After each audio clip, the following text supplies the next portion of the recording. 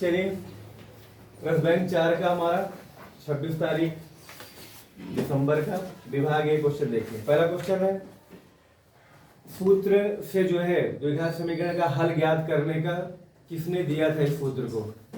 तो श्री धराचार्य ने दिया था, जो कि तुम्हारे विकल्प में ए सेक्शन में है, ए विभाग ए में है। दूसरा क्वेश्चन है विवेचक डी का मान जो है कब ऐसा हो कि जब दोनों मूल समान हो और वास्तविक हो। तो जब इसका मान जो है बी स्क्वायर माइनस 4ac बराबर 0 होगा, 0, तब जो है दोनों मान वास्तविक होंगे और समान होंगे। तीसरा क्वेश्चन बा सेक्शन में आएंगे। बा का पहला है ये क्वेश्चन दिया हुआ है, इसका मान बताना है, विकल्प में दिया हुआ है। इसको हम इस तरह से हल करेंगे, x बराबर मान लेंगे इसको, फिर दोनों तरफ का वर्ग करेंगे, एक्स स्क्वायर बराबर ये हुआ। अब इसकी जगह हम क्या करेंगे, x रख देंगे, ऊपर x का वैल्यू है ये। अब एक समीकरण बन गया हमारा द्विघात x square minus x minus से बराबर 0।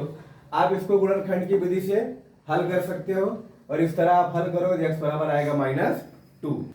बा का दूसरा question x square minus 3x minus के बराबर 0 दिया हुआ है, जिसमें विवेचक d का मान 1 दिया है, हमें k का मान निकालना है। क्लियर है?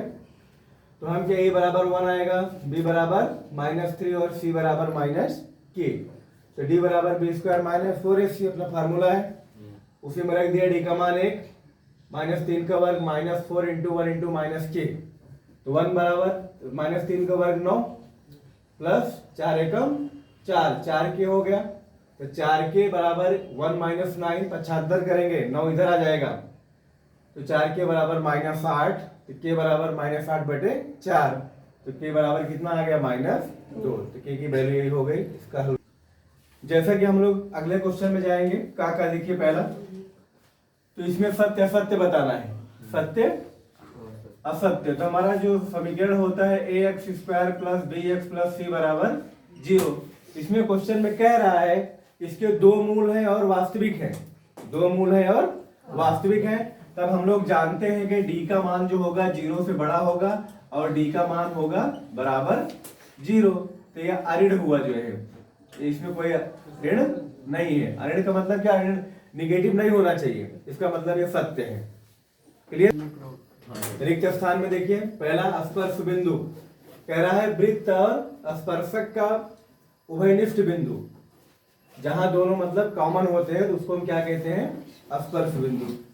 दूसरा क्वेश्चन दिया रहा है जो है किसी वृत्त के स्पर्शक की लंबाई 24 है और वृत्त के केंद्र से उस बिंदु की दूरी 25 है, हमें वृत्त का व्यास ज्ञात करना है। तो व्यास के लिए पहले हम एओ त्रिज्या निकालेंगे। तो आप पाइथागोरस प्रमेय से जानते हो स्क्वायर बराबर क्या होगा, 25 का वर्ग माइनस 24 का वर्ग, कर्ण और ये आधार मानते हो तो 625 माइनस 576 49 आ गया। तो ये बराबर √49 बराबर 7। तो व्यास बराबर क्या होगा, 2 गुणे त्रिज्या, तो 2 गुणे 7 बराबर 14 सेमी। ओके।